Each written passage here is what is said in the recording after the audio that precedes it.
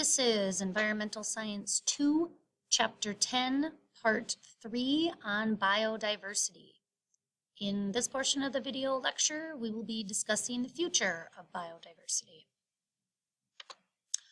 Along with many national and international organizations to help preserve biodiversity, there's also local and regional ways to preserve species as well.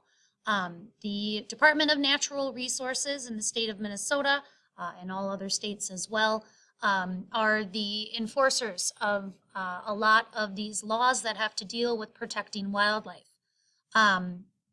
Organizations like Ducks Unlimited support preserving not just ducks themselves, but fight for preservation of wetlands and other freshwater ecosystems where ducks live. So it's not just an international concern or a national concern. It can be down to the local and regional level as well. Different programs in place to help preserve biodiversity. Captive breeding programs often occur in zoos or wild animal preserves. This way we have breeding under controlled circumstances. Often in captive breeding, it will be kind of a friendly, forced way for organisms to mate. That way, the zookeepers or the animal scientists can keep track of the animals, the breeding pair. They can also make sure and ensure that the offspring are well taken care of and are healthy and remain healthy. This way, this is a safe way to increase numbers in an endangered or a threatened species. For plants, it's a little bit easier to control where they go. Botanical gardens are often a place where you find lots of endangered or threatened plant species. The climate is controlled, so there is no abiotic factors that these plants would have to deal with that may impede their survival.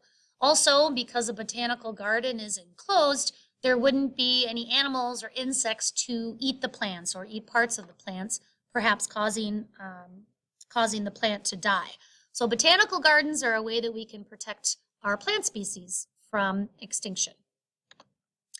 Another way that we can take a look at animal extinction is germplasm banks.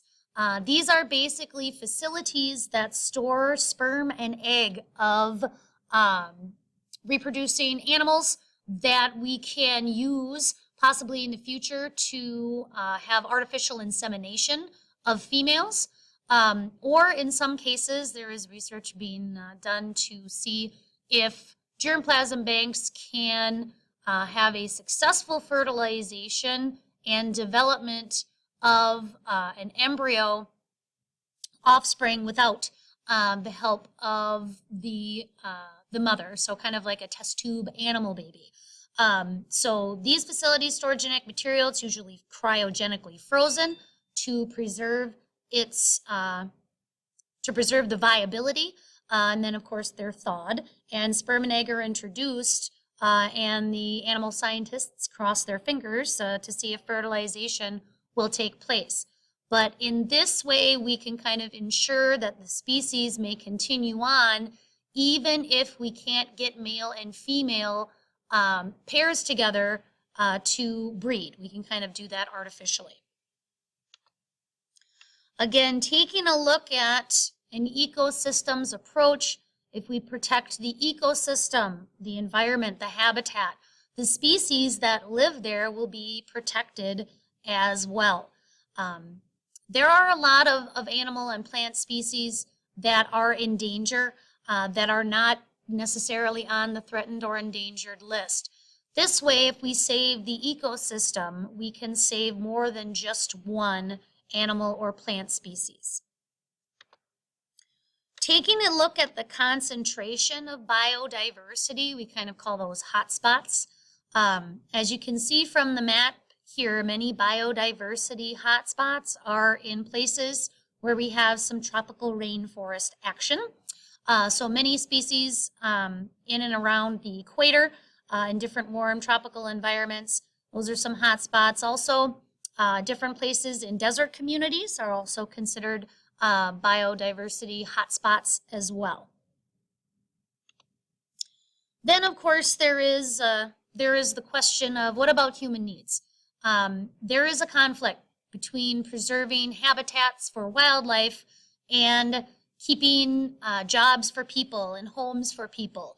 As the human population increases, we need more room. We have to take that room from the wildlife that is around in the area. With taking a look at biodiversity preservation, that's why that Endangered Species Act is very important, since we can identify those animals that are threatened or endangered and protect them. In the late 1980s, in Washington and Oregon, the timber industry was kind of halted in their project because the spotted owl, which was an endangered species, was protected in the forest. And so logging had to stop until they could either somehow entice the spotted owls to move to a different area of the forest, which again, wildlife is going to do what it wants when it wants. It doesn't quite care what people want it to do. So there was a very large controversy on, keeping these people with their jobs and, cutting down trees for things that we need, furnitures, building supplies, paper.